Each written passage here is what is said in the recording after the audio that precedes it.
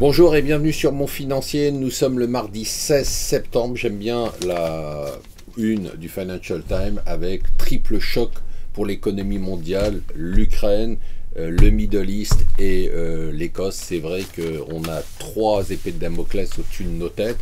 Alors Cameron a dit hier « Let's stick together », essayons de rester ensemble, c'est son dernier message, le dernier qu'il pouvait adresser aux Écossais.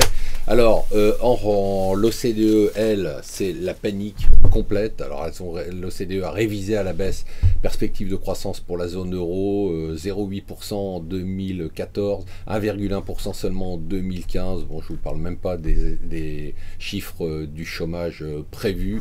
Il demande donc aux pays européens de se secouer. Les deux principaux responsables de cette révision à la baisse, c'est donc la France et l'Italie. Voilà ce qui nous attend. Alors eux, ils avaient fait ça pour s'amuser. Ils ont créé un petit jeu il y a 5 ans qui s'appelle Minecraft.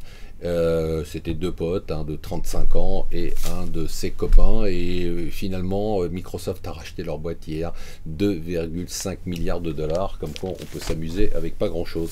Ça continue. Alors la bonne nouvelle, c'est que les huissiers sont en grève, donc ça vous n'aurez pas payé vos amendes aujourd'hui. La mauvaise, c'est que c'est toujours le délire des pilotes d'Air France. Alors il y a eu Jean-Marc Daniel sur BFM qui a dit un truc intéressant. Il a dit que ça se passe exactement comme en 91 avec les pilotes de la Paname qui se battaient pour leurs privilèges. Du coup, la société a fait tout simplement faillite et en finit par la libération de la parole. C'est Pierre Gattaz qui dit notre modèle social a vécu. Ce qui est plus important aujourd'hui que ce qui est annoncé, c'est le fait qu'on ait le droit de parler sans tabou, même si ça provoque des réactions parfois courroucées.